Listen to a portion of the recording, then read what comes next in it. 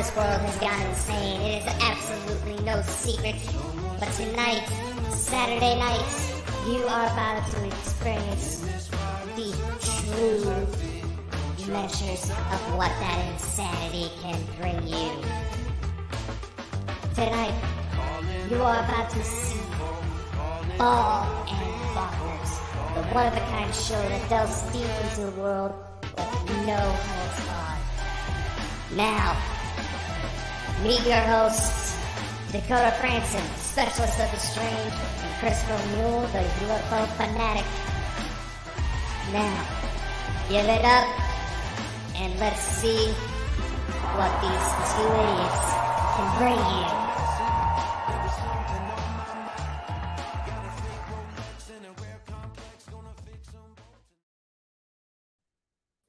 Welcome, ladies and gentlemen, to another Saturday night. It's upon us again.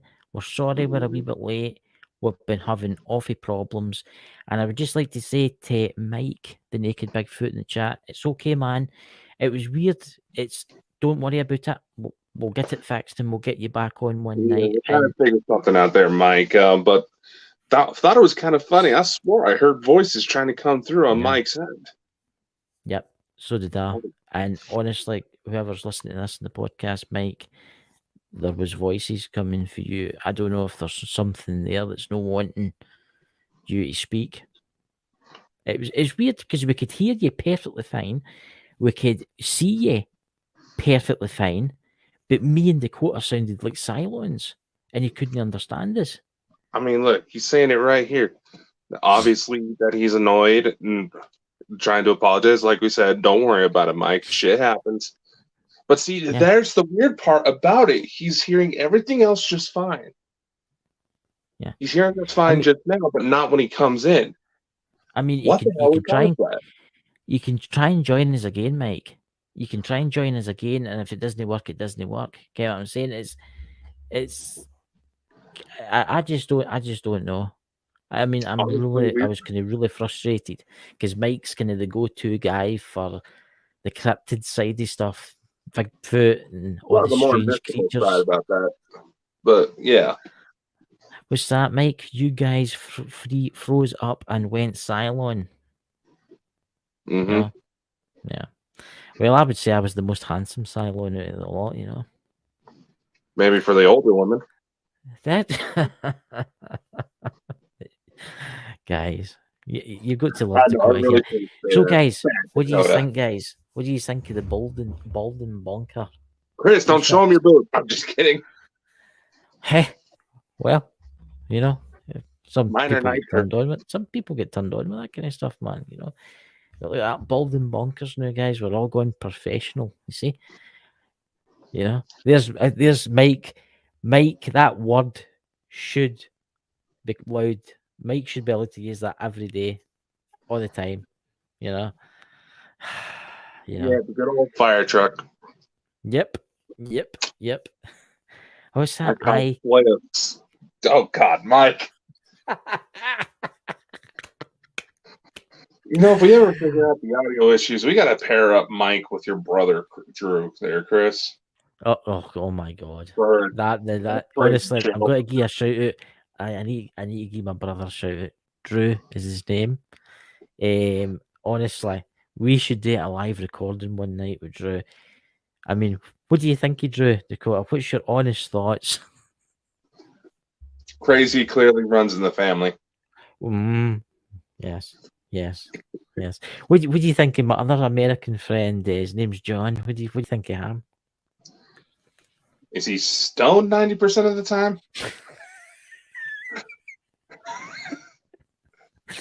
See, guys, this is the crazy show. This is the crazy show with Balding Bonkers. I mean, that's why we're called Balding Bonkers, you know. But we've got a special show lined up for tomorrow, which I think's going to be amazing. You know? Actually, yes. So now we can actually segue, so people just don't start thinking we're talking shit because we don't have anything planned. Oh, Johnny Blogs, I think that's a new one. As a new subscriber, welcome Johnny Blogs to the Balding Bonkers Network. For those of you that are joining us or who just may be out of the loop because you don't pay attention, Tomorrow, we have Dr. Jeff Meldrum from Idaho State University coming on board. And that laugh's not today with that. It's today with my brother that's in here. Drew Mole. Sounds like a small small hotel next to the sea. I think so. Anyway, as we said, Dr. Meldrum, he's actually the professor of anatomy and anthropology at Idaho State University. He's also referred to as the Bigfoot professor. If you've seen any Sasquatch themed shows on like History Channel, Travel Channel, he was even on Ancient Aliens at one point. Chances are you've seen this guy because he's pretty much the media's go-to expert when it comes to Sasquatch. And tomorrow, he's going to be joining us. What's that there? Johnny Blogs. Chris, any word of Doom Show? Honestly, I don't know what's happened to him. I can't really speculate. I don't know what's happened to Doom Show. My opinion, I think the rumours might be true, but I'm not saying it live on air. I think the rumours might be true. But as soon as I hear back from the family, I'll put out a wee statement. I'll do a wee video on that. But hopefully that hasn't happened to him. But Yeah. Dakota, I interrupted you there. Yeah. Anyway, people paying attention to the content of the show.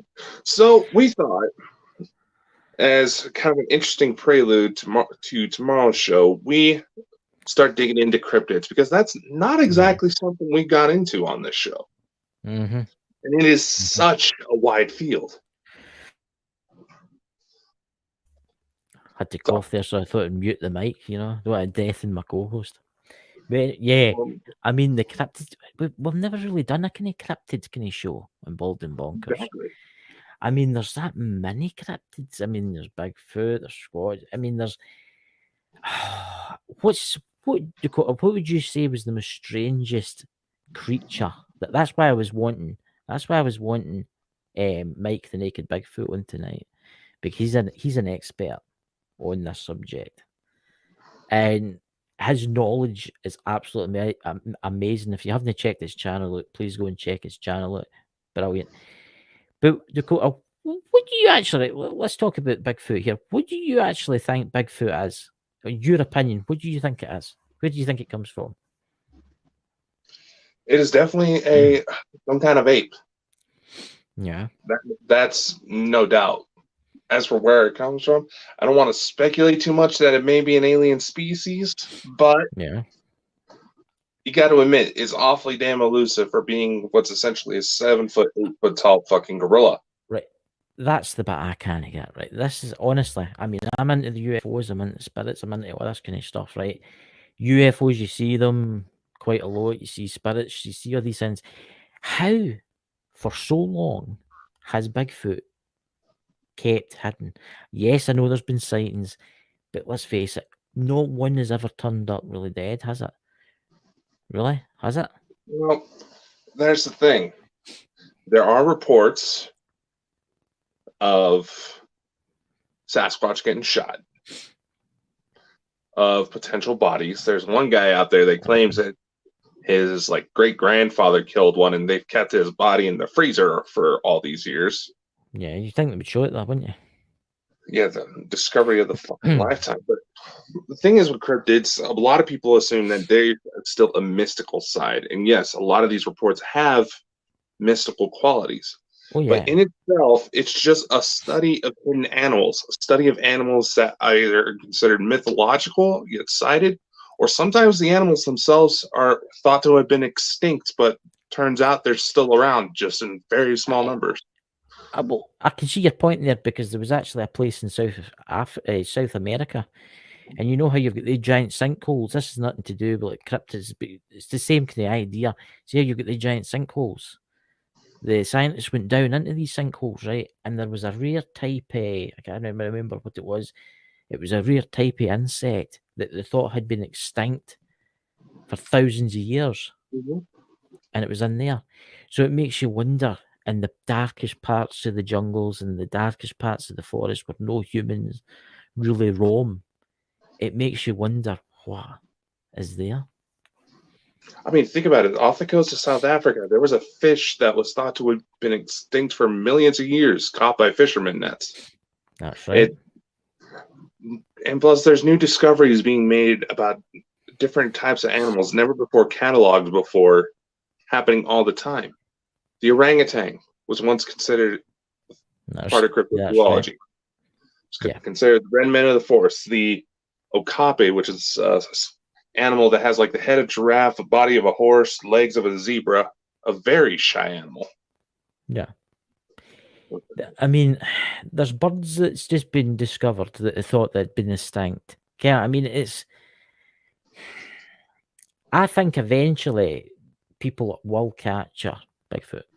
Eventually it will happen. But then it makes you wonder, are the government, what's the US National Park Service?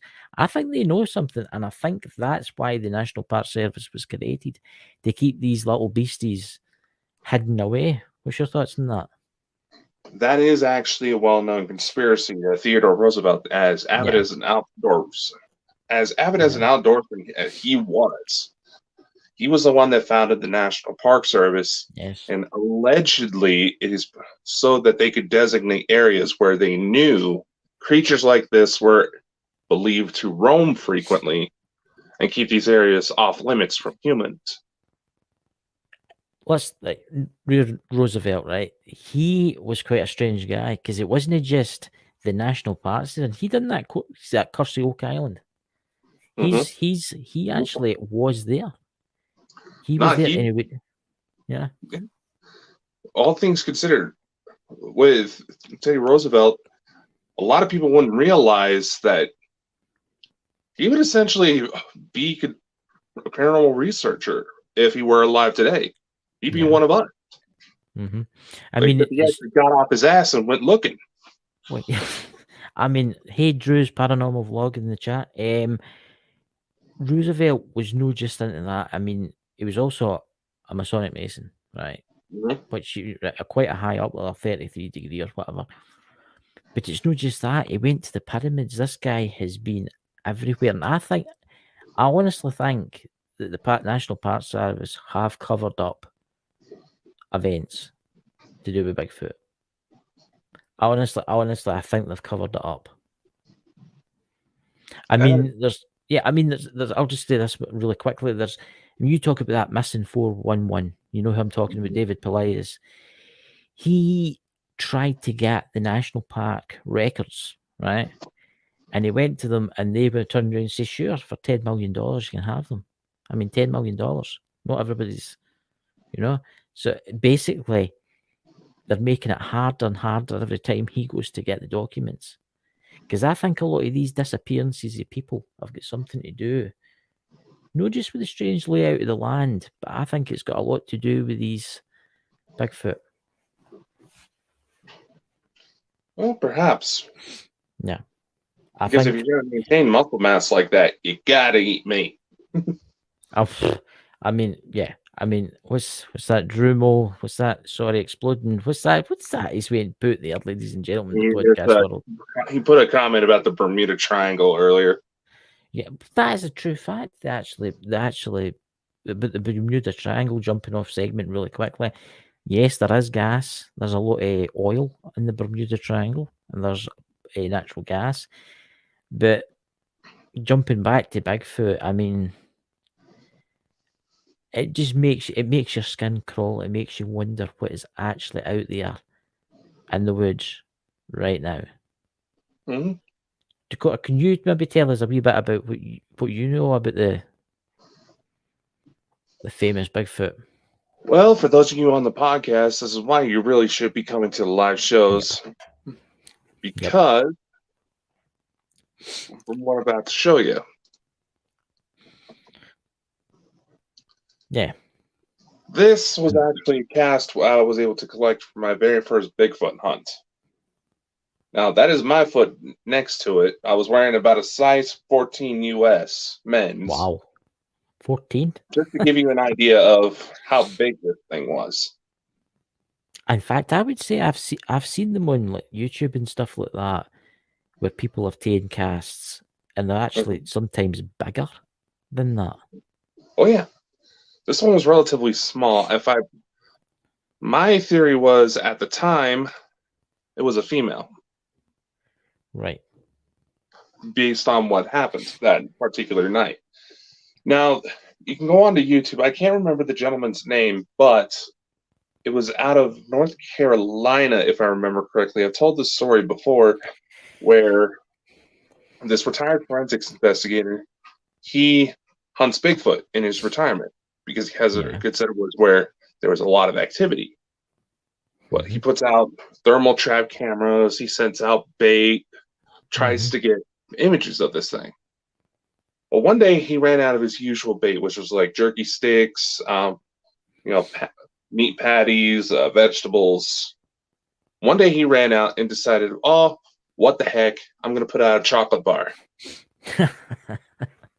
He puts it out the chocolate bar in the view of this thermal imaging camera, walks away. Right. Within the hour, all of a sudden, you see this large shape just slowly creeping to where he had the chocolate bar set out. Right. It had awfully long limbs to be some guy in a ghillie suit. The thermal signature from it was solid. Because if it was a ghillie suit, there would be kind of blotches in the heat signature. Yeah, I mean, it was a solid figure. I mean, I have heard that, Dakota, that a lot of these Bigfoot hunters have used like candy bars to lure them out. They have got a thing for like Reese's Pieces. No, they got a thing for chocolate. That's what I use to collect the cast. Yeah, I mean, I let's used it face myself, and it worked. If you were walking through the woods and you were Bigfoot and you looked over and there was sitting a carrot, you'd be like, oh, it's just a carrot. But then you were walking along and you see a Hershey's bar sitting, you would go for it, wouldn't you? I mean, let's face it, 90% of the people in the chat, they get the taste for chocolate. People giving them over the years. Well, now indigenous tribes have been known to give offerings to these things. Mike the Naked Bigfoot, he has an awesome story where his place gets attacked because a certain tree that grows certain kind of apples, he cut it down, and the Sasquatch that lived in on the premises didn't exactly like that. Yeah, I mean that's why I wanted Mike the Naked Bigfoot coming in here tonight, guys, because this guy, he knows his stuff. I mean, especially the Bigfoot stuff, and he has told stories about that. So go and check his channel out again. I'm plugging his channel here. You know, we're getting past 100 subscribers, but here's an interesting fact. I heard I was actually listening to Coast to Coast AM, and this guy was on. This is 6 months ago, and it was a trucker, and late night truckers, and how they see them at night when they're driving through the mountains. And one of the truckers actually slowed right down, and he put all his lights on, and there it was. It was like standing, looking at him right in the middle of the road, and this thing was tall. But it makes you wonder, it makes you wonder how many of these things have been ran over. But that's the thing, right? See if these things are run over, right? And then the person goes away to get like the law come out, and then the body's disappeared. What is it now? What is it? Dude, you're talking about an 8-foot tall fucking gorilla. If it gets run over, it's the car that's going to get fucked up. No. I'm talking about, like, for instance, because this has happened. This has happened. A logging truck. You know what those things are like, right? That was a report here in Idaho. Yeah. It got up and walked away. It was a little dazed, probably got a bruise, but that's about it. Yeah, but some of them have been killed. Firepower it takes to knock these things out. But no, right. But see, here's like where they have been reported dead, right? Why is it when they come back to the scene, maybe like half an hour later, the body's gone? Say it's dead, they know it's dead, but why does it just disappear? Do the other Bigfoot take it and bury it somewhere or something? Actually, there's a gentleman I used to talk to a while ago. His name is Chris Allen. He did a show called Monster Theater back in the day. But mind you, this was back when I was like 14, 15 years old, so a little over a decade. I was listening to an interview with him, and he said that he fully believes that Sasquatch bury their dead, which is actually a known practice with apes. Yes. I've heard that. And it's like, here's a remark that Scottish Outlooker says decompose in a matter of seconds. It'd have to be pretty hot for that to go that far. I'm just saying. Yeah, it'd be like 20,000 Fahrenheit or something like that. You know, it's. I just think there's a lot more going on. I do think the governments of the world, especially America, have been covering this up. But it makes you, why would they cover this up? Why would they? I mean, it's a new species. Why would they cover it up? Think about it. Yeah, say it was public, right? Yeah, it was public. They would bring out a law saying you're not allowed to hunt them, you're not allowed to get near them. Basically, like gorillas and stuff like that, you wouldn't go allowed near them. Why do they not just do that? Is there something more to do with these? Are they highly intelligent? That's what makes me wonder. They are. Yeah. They can learn human language. They can talk to us one-on-one if they go to trust the individual.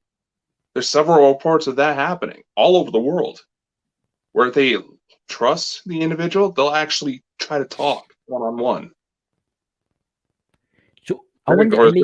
Has reports of them speaking telepathically. See, it makes you wonder then, were these like before humans come along, were these the original inhabitants of like Earth? It makes you wonder, because you think, right, say it right, let's take this, right. You imagine Bigfoot is highly intelligent. It can speak and it can build stuff, right? Why do they not have like a civilization like we've got? Or do they? But you just can't see it. Well, here's where the conspiracy theories and the fantasticals like to possibly consider the Hollow Earth theory. Yes. Because a lot of sightings, mind you, there is some backing to this. Not necessarily Hollow Earth, but the fact that a majority of sightings, if there is also known cave systems in the area, it is believed they actually travel through cave systems. Try to stay out of the public eye because they realize there's this one story. It was more towards the East Coast where this family, they lived in the mountains. They put food boxes out in the winter for the animals. Now, because they've been doing this for years, this one guy, he was out alone, got caught up by himself, and all of a sudden got approached by a Sasquatch who spoke near perfect English. He claims that because his family has been so kind to the animals, they decided to try to trust him. And he's told them that the reason why they hide is because they have been around. They used to interact directly with indigenous tribes here in North America. But when the white settlers came, they became violent and realized they were in danger. So they went into hiding. They are highly intelligent creatures. And there was a couple remarks, like Drew's Paranormal blog, saying, you know, how did they know we haven't caught one yet? The thing is, these things are fucking strong. Yeah. A gorilla can easily kill someone by smacking them. What can you imagine what an 8-foot tall gorilla could do? Yeah. An intelligent one. An intelligent one. Because orangutans, they're some of the hardest animals, just as an example, they're some of the hardest animals to keep in zoos because they figure out how to break out all the damn time. See, I definitely think there is an extraterrestrial part to play in this. I think there is definitely an extraterrestrial part to play in this. And the reason being, some of them might not be that intelligent. Some of them might be different types of Bigfoot, right?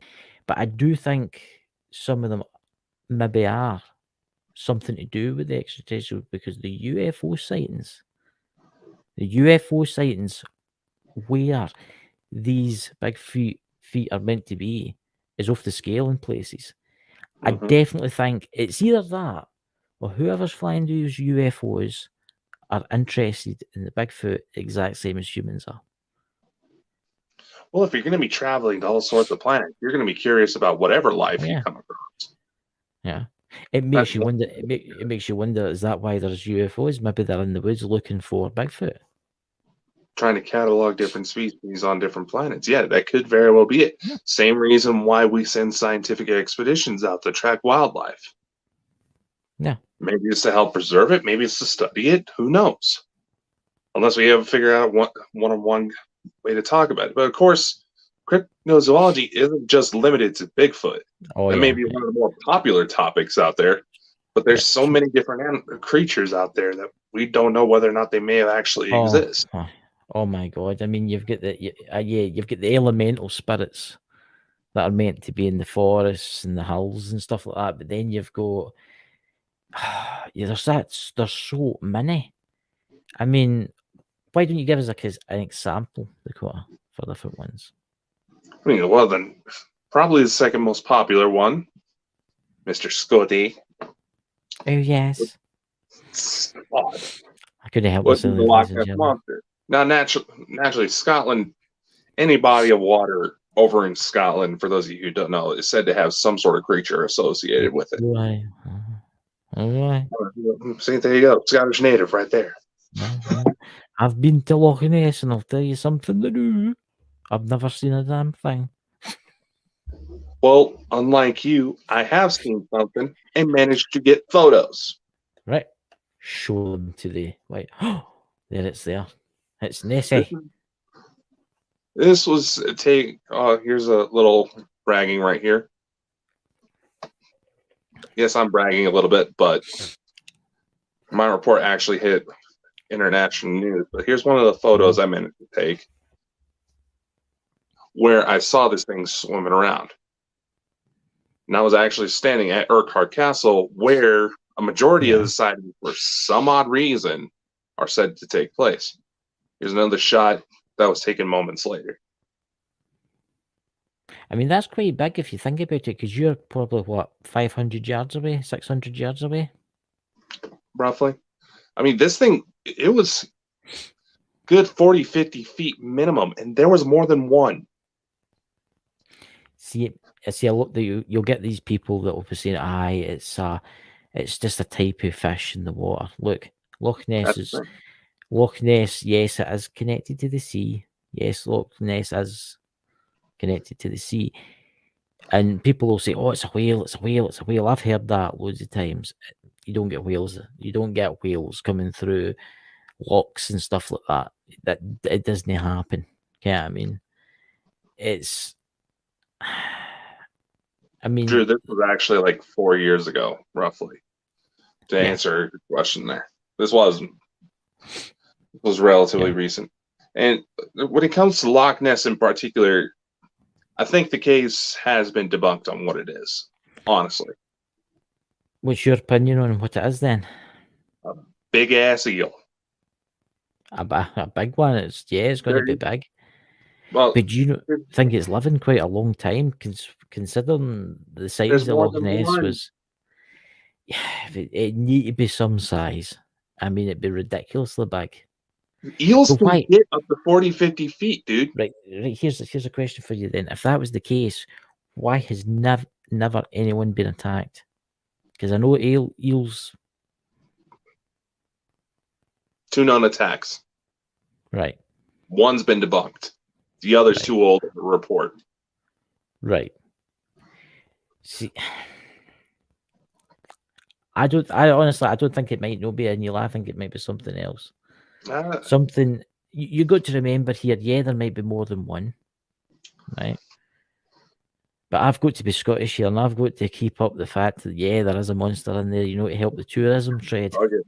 First off, if it's a 50-foot eel, that's a monster in itself. And that is a main staple of Scotland. That is one of the main reasons. That was the whole reason I went to Scotland, was because I heard that we can get to go to Loch Ness. See, that's the thing. And I bet you want to go back there. So, guys, we'll be doing a documentary. Our next documentary will be just looking into Loch Ness. And Dakota will begin out his wee rowing boat. Here's the thing about it. There's, obviously, if you haven't been to Loch Ness, the ferry rides that you can take on there are equipped with sonar. And very rarely do they catch anything.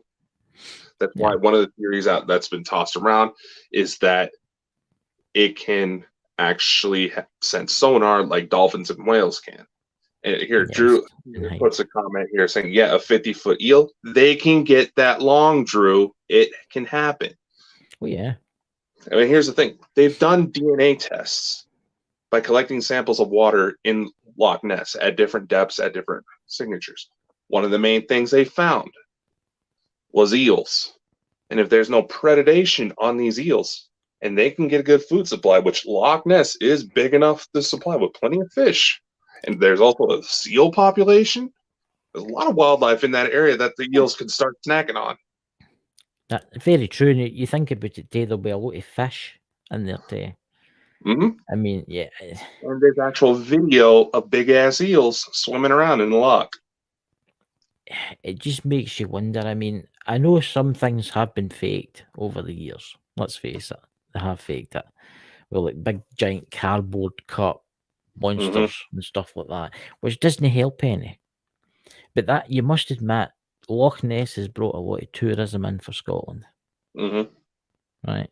It's the same as Yellowstone has brought a lot of tourism in for the United States because of the volcano. Mm-hmm. You know,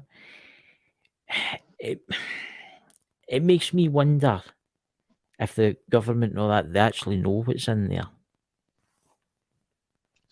Oh, you're going back to the government know this. The government knows telling you, that man. is what it I'm got to be one of telling the you. most laziest and overused excuses out there. Yes, governments of the world are shady as fuck. But what Yeah. would be the point to try to capture if there was anything in Loch Ness? If they were to try to capture it and take it out of the water, who says that that is not the apex predator that keeps certain wildlife populations down and keeps from infestations from happening? That's very true. That's one of the trickier parts of this type of thing. I'm They going can't to say exactly something. drain Loch Ness, can they? Right. I know someone. Right, I'm not telling you who he is because he's dead now, but he told me a story about Loch Ness once. Okay. It was this is going back to the 1940s, right? Mhm. And I bet you didn't know this, but in Loch Ness they used it as a training facility for divers. You know, they would go out and they would put like bombs on the side of the ships and sink them, right? And one of his friends was out doing a training mission, right? And he was down for ages. I mean, he was quite deep, like, and they had to actually pull him up. And when they pulled him up, they took the helmet off him because you notice it's like the divers and it was the stupid big male. His hair had went from black to grey, Mhm. and he refused point blank to go back into the water again. Later on, maybe when he was in his 70s, 80s, he told the story about he was down, and what they used to do is they used to deliberately drop like metal machinery down, and they to like take it apart and put it back together again under the water. And he was doing this, right? He was fiddling about, you know, he's fiddling about, and for a second he thought there was something behind him, right? And he turned round and he says that he's seen this thing, this big long thing coming straight for him, like it was weird looking, which makes me think when you talk about the eel, thinking about that's what he's seen coming for him. And he vowed never, ever again to go into the water, ever again after that. He even refused to go in ferries or anything. He was terrified. Well, So, I was just going to say that it's a credible story. Hmm? Yeah, eels can sometimes attack. There's at least one known attack. There's one of the very first reports of Loch Ness Monster in Loch Ness. Yeah. And the second one was essentially a speedboat accident where people speculated that, you know, some guy was testing out a speedboat that had never been built before on Loch Ness. He was zooming down, then all of a sudden, the boat explodes and acts like it hits something. Yes. But what they figure is that the boat itself wasn't very sturdy, wasn't meant to take a punt. And what they figure is that the driver of the boat, slowed down just a little bit and hit a wave just right to where it caused the boat to crack. That's the second report. But as far as the dudes here in the story you just mentioned, that's actually a well-known medical condition where somebody can get so scared their hair turns white. That is well documented. See, it's quite interesting because near Loch Ness, there's other lochs. Mhm. And these other lochs near Loch Ness have the same reportings. There's been Mhm. strange things seen. So they say under Loch Ness there's cave systems that run to the sea and connect with other lochs. So it makes you wonder, maybe when they're going up and down with their sonar, right? Maybe they're not there, maybe they're in another loch, right? Exactly. Yeah, they're moving about. I'm actually starting to think that the big giant seal eel thing is the kind of thing, you know that? That's the most credible theory right now. Yeah. But You have to that's put also part of where a lot of people get ticked off is that it kills the fantasy for them when you explain it. But Yeah. if you want this study to be taken seriously, It needs you to got to be. be willing to accept it that the end result's going to get disappointing at some time. Yes. I mean, good God. You think of the people that have spent millions trying to figure out what's in Loch Ness. Yes, it's a great thing. It's made the Scottish economy, it's helped the Scottish economy.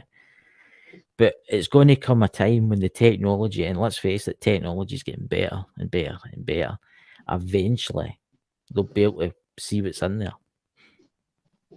Oh yeah, and Yeah. there's satellite images they capture something What's in there, that? but a lot of what's that? I'm just reading a chat there. Stuart McDonald said, I believe that there's cedars and we've all planted, including everything on the earth. What's that? We are the aliens. Yeah, that's one of the theories out there. Yeah. Yeah. I mean, I was talking. What, when you go? No, I was just going to say, just consider the variance of life on Earth. There is one particular animal that we know has DNA that does not come from this planet. Fire away. What's that? The octopus. That's actually really interesting you say that. Mm-hmm. That's weird, that, because I was watching a thing about octopus tonight. That's strange. Yeah. They have DNA that they're fairly certain what originally came off of a comet that is found nowhere else on Earth. Did you know that a lot of people think this has got to be mad, but did you know that the octopus is a very, very intelligent species? Oh yeah. Yeah. They've actually put it inside like a puzzle, and it's worked its way out. It's figured out the puzzle. There's aquariums that have hard times keeping track of their octopi because they keep getting out. Yes. There's actually a video about this. It was a fishing boat. I don't know where it was. And they'd hauled up their fish, and there was an octopus, and it was on the deck. And it slowly puts its suckers, it crawls along, and I kid you not, there's a hole that size, right? Mm-hmm. And this thing's huge. And I didn't know this, but seemingly octopuses can fit into the smallest spaces. They have no bones, that's how. Yeah. It took the octopus about 20 minutes, but it squeezed through this tiny little hole. And this big, massive thing, absolutely amazing. What's that? The octopus has the same nerve cells as us. That's very Stuart McDonald. That's actually quite interesting. I did not know that. Very similar neurological structure to us. That's actually really interesting. And I actually know the video you're talking about. That particular octopus was pissed. I'd be pissed and all. Oh, no, it's coloration. They change color when they're mad. That is fact. Yeah. I mean, let's face it, if you were under the sea and you were an octopus and you were intelligent and you were aware, and all of a sudden a big net come along, grabs you and takes you up to the surface, it would kind of annoy you, you know? I know there's a comedian that does like a joke for fishermen, for example. Do the fish that get caught and get tossed back tell the stories to their buddies? Yeah. Think about it. Like we talk, let's take alien abduction as an example. Right. You want to talk to your buddies about it, but chances are you're going to get made fun of until more recent discussions happen. Unless you happen to find a rare and beautiful thing, weird ass relationship like we've got. Yeah, I mean, I see that. I mean, if I was near the UFOs and something happened to me, I wouldn't tell anyone. Only other UFO abductees. Because let's face it, anybody that hears that think you're a raving lunatic. I still question whether or not I've gone mad, even though I've captured crap I've been seeing on tape. No, you've went mad because you became friends with me. Yeah, I'll agree. You made it worse. What do you think, guys in the chat? Do you think we're mad? I honestly think we are. That's why we're called bald and bonkers, you know. Even though I've still got like some hair left, you know. You can see it. It's just one hair. I've got some hair left on on the sides. If you grow that hair really long, you could comb it over, you know, like a wee comb over. It just looks ugly. I look better bald. What's that? Drew's paranormal.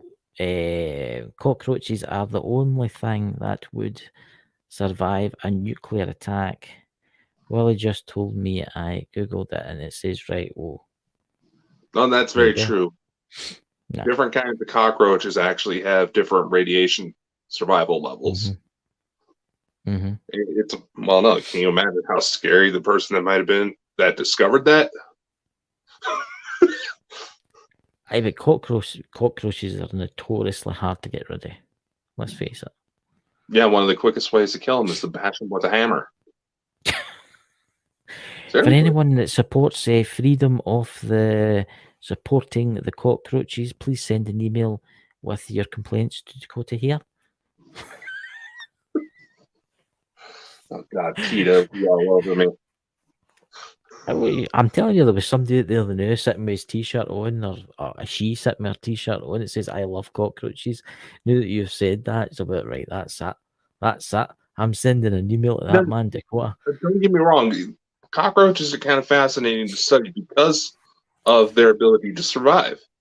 That's why they've been studied on so much, and especially why they kept trying to kill them. I mean, but this is also goes to the point. We have so many people that try to say, "Oh, there's no way Bigfoot exists. Oh, no way Loch Ness exists." Yes, right now there may be the prevailing theory that Loch Ness is a big eel or a group of big eels. Yeah.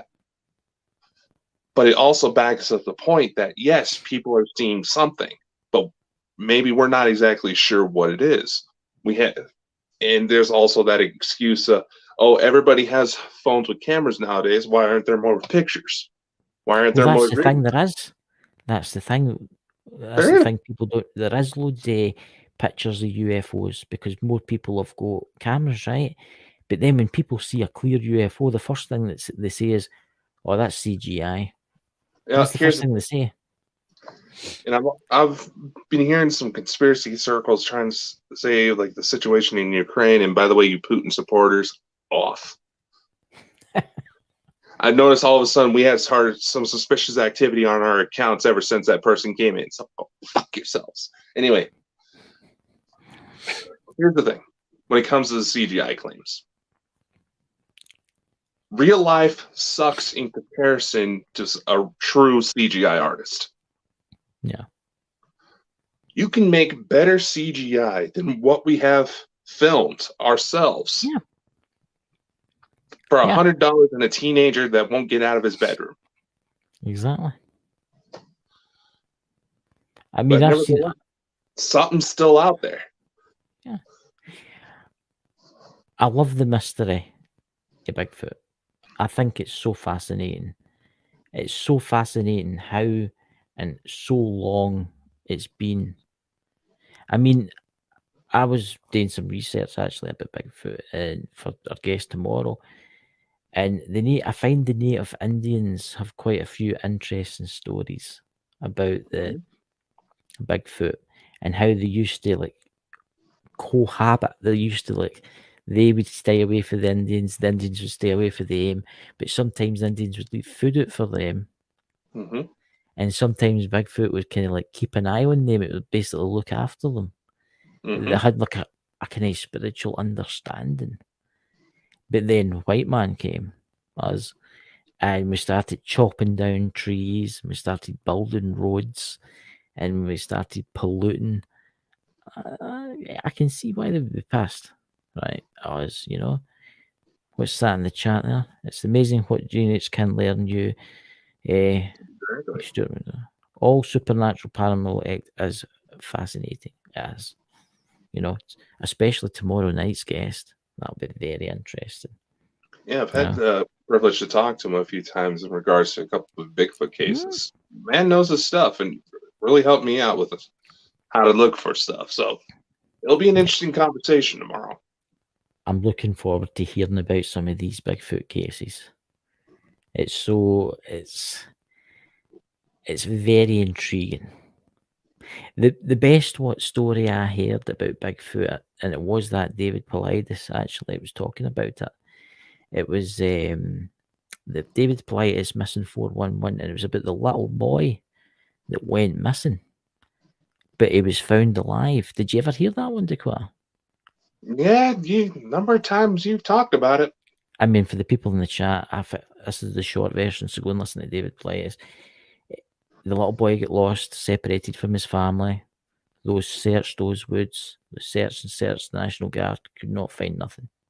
Right? Next day, they found the little boy sitting in a log near the car park. Now, bear in mind, they've already searched everywhere. And they asked the little boy, how did you? And he says, the big hairy man picked me up and brought me out of the woods. And they actually did a drawing of it, and it looks like a Bigfoot. So I know there's different like sects, say like, what do you call it, Bigfoot? There's the ones that are like very primitive, and then there's the ones that are intelligent. I think the intelligent one found that boy and brought him home. Well, there's a couple different ways about it. Yeah. When you look at apes, they have their own tribes. They have warring tribes all the time. Yes. And I'm using that because it's the closest reference that we have to what kind of behaviors we can expect out of Sasquatch, if it is in fact some kind of unidentified ape. That's my train of logic here. They who go to wars, there's varieties that tend to be more savage. There's also, as far as in the case of the little boy, there's also been reports of animals who have taken in young of completely different species. Yes.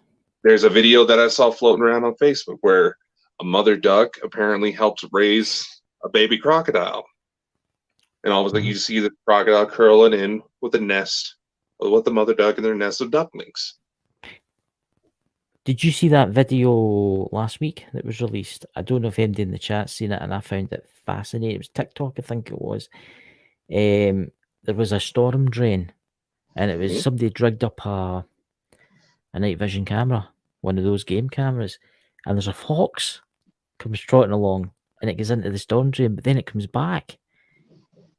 And then all of a sudden, there's like what kind of animal was it? What do you call them? You get them in America. Oh, they're common. Another video you're talking about. And it was as if it was showing this other animal where to go. Mm-hmm. It was a raccoon. That's what it was. It was the fox come through the pipe, and it was like kept looking around the corner, and it went back in. It turned around, it came back. It looked around the corner, and a raccoon came out, and they sniffed each other, and then it took it through the pipe. It's as if they were communicating. That's fascinating because it makes you wonder: can other animals actually communicate with each other? Because if you go down that road, then they're like really intelligent, and then you think to yourself, people shoot them, and how could that would just be? You see the kind of book that you're opening up here, can of worms. It's not really that much of a can of worms to anybody who's been a pet to multiple different animals at once. Yeah. You see it in your own house that animals of different species somehow talk to each other. Yeah. But it's a human concept of this divisiveness. That just because we look different, we got to treat that something as different or lesser or as a threat. Yes, there's animals that kill each other all the time, but that's humans that think that we're all assholes to one another. Yeah. I mean, it makes you wonder, like, humans, it just makes you wonder how this is possible. Because you've always been taught at school, and it's always been this kind of way that animals are kind of stupid, and they don't ken this and they don't ken that, and yeah, it's all right to shoot them and eat them for your dinner kind of stuff. But then you think when you see something like this, you think to yourself, oh my God, they're aware, they're self-aware, they're communicating with even different species, they're helping each other out, just like we would do. And then it makes you think to yourself, oh my God, that's just, it's hard to explain. It's What's hard that, to Stuart explain McDonald? unless you go to see it yourself. There's Stuart McDonald. Oh yeah, there's There's a video on YouTube of dogs saving a child from going into a pond on YouTube. Yeah.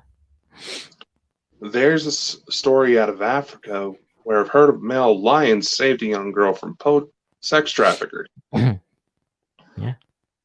And they kept an eye on her, stood guard around her until appropriate authorities could help the girl get back to her family. How the hell would the lions know about that? But then again, there's also stories of like tigers purposely getting shot by hunters but not killed, but then purposely tracking down that specific hunter to kill him. What I'm saying is it changes the way you think about animals. You see the cows in the fields and you know that they're destined for either milk or meat. Right? You know that's what they're destined. But then you see a cow communicating, like say another cow, and you see something like that fox and that raccoon, you're like, oh my God, I'm never going to eat meat again. I mean, it's actually frightening. It makes you wonder what's not been discovered yet with animals. You have to say that because of climate change and human intervention, there's been several different species of animals completely popping up out of the blue. Not that they haven't been laying dormant, it's just that they're literally brand new species emerging. Did you see that? The other day, what they found in New Zealand? It was a thought to be extinct bumblebee that was meant to have been extinct like maybe 400 years ago. They found it. They found a full hive of them. And they're like, I think anything's possible, especially now that the technology, I mean, let's face it, they're going to develop something sooner or later so as you can understand your dog. They're going to do it. And it's going to happen. It's only a matter of time, you know? You know, we were kind of dipping in a little bit into the ET side of things. So there's stories of certain extraterrestrials, I believe it was the Anunnaki species, where they used to have full telepathic abilities, full what we would consider psychic abilities, to be able to understand nature, understand animals. But over time, because of their weight, they started losing it and tried to replace those abilities with technology. Yeah. Who's to say we're not following the same road? We're allegedly Anunnaki descendant. Children have a nasty habit of ending up acting like their parents. I mean, if you think about it too, about this, right? People cut down trees all the time, right? But people don't realize that trees are life forms. Plants are life forms. I think the entire planet's connected to everything that's on it. And I think what's happening now, especially in the world, look at Australia, did you see all the floods there? I mean, I think things are changing because of us humans, because I think us humans we've been naughty on this world. I mean, let's face it, we're burning oil and we're leaving our plastic everywhere. And do you know that every human has now got microplastics inside them? I saw that study. It said 17 out of the 22 were studied had microplastics in their bloodstream. Yeah. And you think of the people that live next to fishing areas where all they do is eat fish. Those fish are in the sea eating other fish that have ate microplastics. What's that? Microplastics don't go away in the food chain, people. It goes right into whatever animal eats the smaller animal. Yeah. It's that Stuart McDonald, The Matrix. You have it. Do you know something? That's a guest that we need to get on. We need to get a Keanu Reeves, guest you on. mean? Oh, Keanu Reeves would be awesome. I think we should get Keanu Reeves on. But we should get a guest on that knows all about the think that the Earth and everything is a simulation. Actually, there's a couple of things that brings up. Well, first of all, I was also wanting to say, sir, he also made a comment about being a hunter and feels that that's the right way to feed his family. When it comes to hunting animals and like that, actually having to go out for your food instead of just going to the nearest store, it makes you develop a level of respect for nature. Oh, yeah. Oh, obviously. And I mean, you want to know the quickest way to piss off a vegan? What? Tell them plants actually scream when you cut them. They technically do. They release a pheromone to try to warn nearby plants that, hey, something's attacking us. I always admire hunters and stuff like that, and I'll tell you why. Humans, us people that live in houses and towns and cities and villages, we'll go to the local supermarket and we'll pick up a chicken wrapped in plastic, or our sausages wrapped in plastic, or our beef burgers wrapped in plastic, right? Whereas a hunter will go out and they'll kill the deer, right? But they'll use 98% of that deer. Mm-hmm. You see what I'm saying? They'll use this. They'll use the skin, the hide. They'll use every part of it, except for obviously certain organs. And even then, we go back to like indigenous cultures. They tried to find uses for every part of the animal, even the internal organs that we would get too gross to touch. Yeah. So Dakota, we've got 4 minutes left of the show. Do you have any announcements you want to make now, or do you want to do that tomorrow night, or any news? Well, for those of you who have been wanting to see more about the documentary, I did just get word from Kickstarter that we're looking on good, so that is going to be launching here very soon. The website is also in production, and why did my EMF just go off when I said that? The what? I was talking about just finished with the Kickstarter, and my EMF spiked up. It's happening again.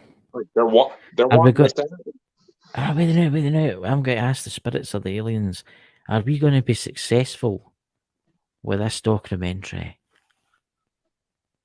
No, obviously no. You ask it and see what happens. Good.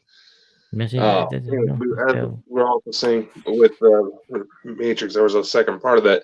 There is an individual I know of that maybe willing to come on now that we got a bigger audience, but I don't want to spoil that. But were you familiar with the Princeton incident? Look, your EMF. So I'll try it. Okay. But answer the question. Were you familiar with the Princeton incident? I think so. I don't know. All right.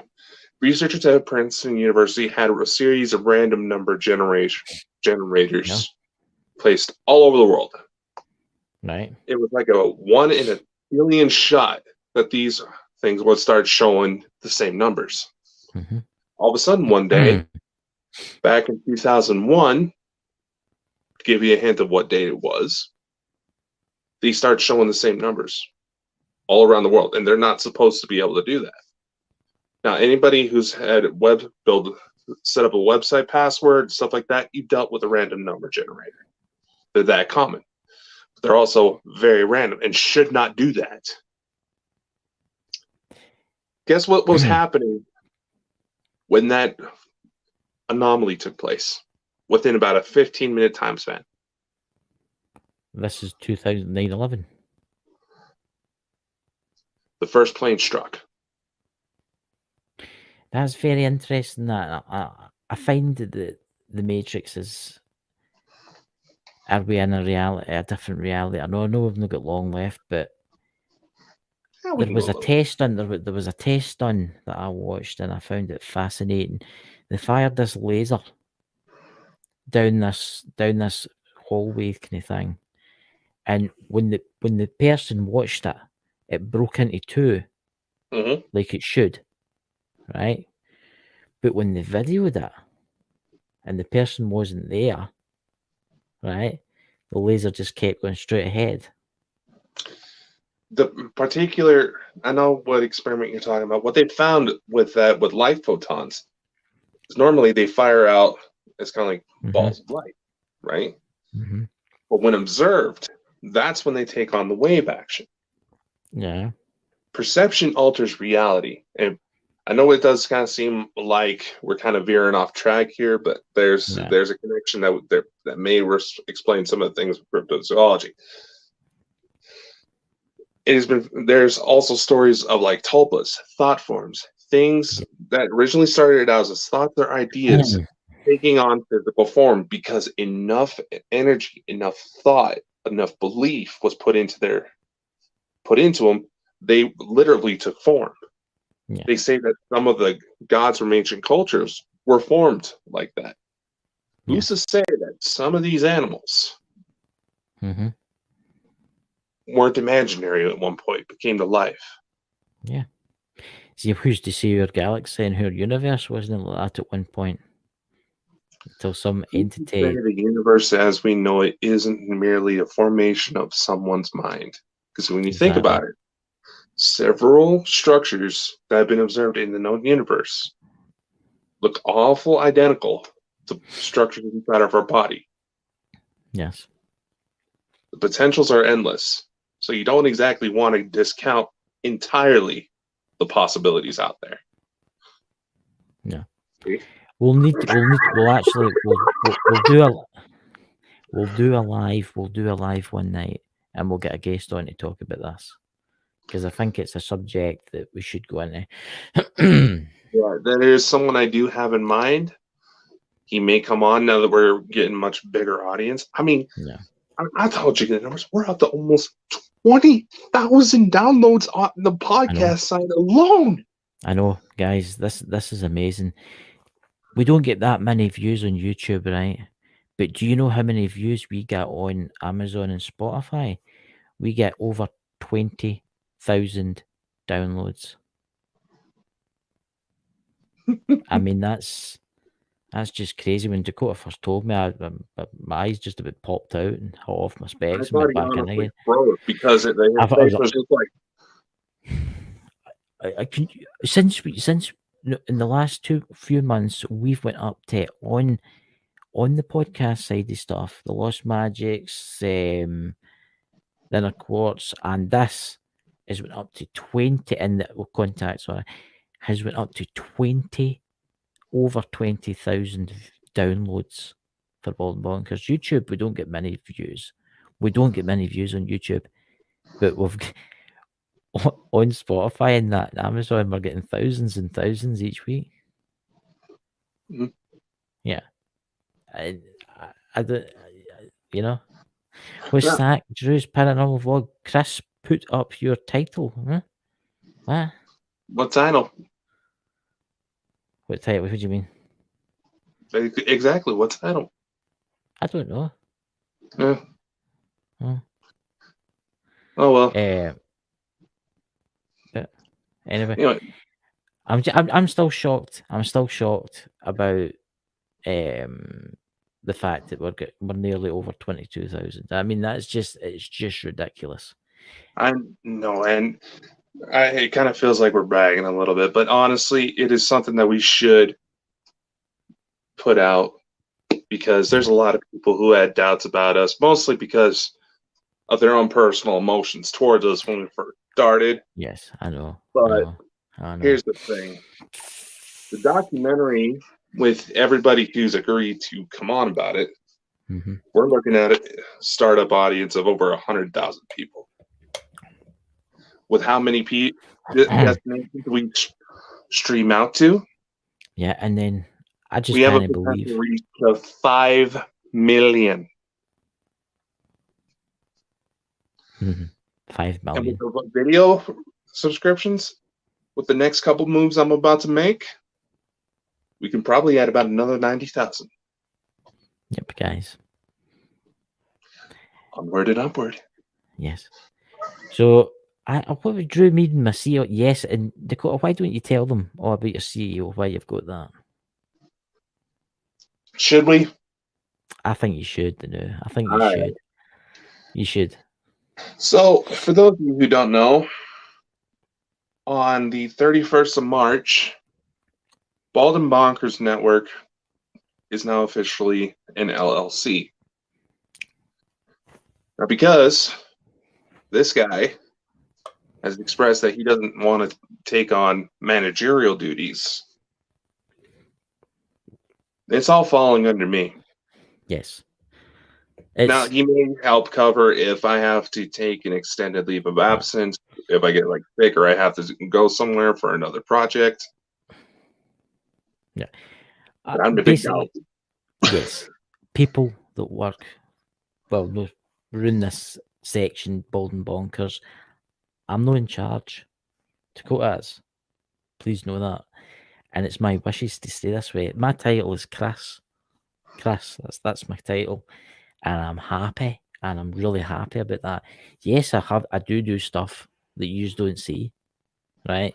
Yes, I may stand in from time to time for Dakota. But I'm happy doing my shows, you know. I do, Dakota. But he's the boss. He's the boss. There's him there. So if you want to shout at anyone in or send them bad harassing emails, that's who you send them to. Oh, gee, thanks, Chris. No, I did make the offer to put him down as a legal partner. I mean, he's been there since the beginning. He helped, yes. You know, give me the nudge to go down this route. So I figured, you know. Look, I'm still one of, look, guys, this is what you need to know. I'm still one of the founders of Bald and Bonkers. I'm still associated with it. It's just I don't do what Dakota does. That's why he's got CEO. I could have had that, but I didn't want that. And I'm happy the way I am, you know. And I'll still have my shows and I'll still have other things. I'll still be there. I might have a few privileges that the normal members don't have. You're not getting the private jet by yourself. Come on, Drew and the rest of the team don't mind taking coach. You see what he's doing to y'all? I see Smith family, they're popping in from the Twitch. I see Drew. Sherry, do you see what he's trying to do to y'all? I'm trying to help everybody grow. He's the one trying to hog up all the things. Look, ladies and gentlemen, I helped Dakota invent this, you know. I'm still one of the founders, you know, the channel and stuff like that. I get certain privileges. Well, it's when what a special lives we have in the future, you know, meetings. You get normal biscuits and I get dark chocolate ones, you know. I get the donuts, you don't get any. You know, this is the kind of thing, you know. This is it's privileges because I'm one of the founders, you know. I like that. I like being known as one of the founders, you know. It makes me feel special. But plus I don't really need to do that much because he does it all. Honestly, dude, I'm not saying this to poke fun. How much of what we've been doing lately would you have known was possible had it not been for me sneaking around behind the scenes? Very true. Very true, ladies and gentlemen, and all the thousands of people that listen to me in the podcast, you know. Dakota, he's the guy. But if you have any hate mail, send it to him, not me, because I just do the shows. Oh, God. You could do. Look, if guys, anybody actually responds to that. Look, guys, I still have a part to play in this. I've still a part in it. I still have some privileges, but we'll not go into that. There you go. All right. You know? You started stroking your ego there, good sir? What's that? Was that supposed to be like a Fabio hair flip? That was okay. Maybe you should, on your next little Amazon binge, get yourself a wig if you're going to be doing that. Yeah. Welcome to Saturday Night Live. What do you think? I'm practicing that. I think that's quite good. Really? You want to start trying to talk about that? Okay, Wooly. What? Okay, Wooly. Said, where do we send it?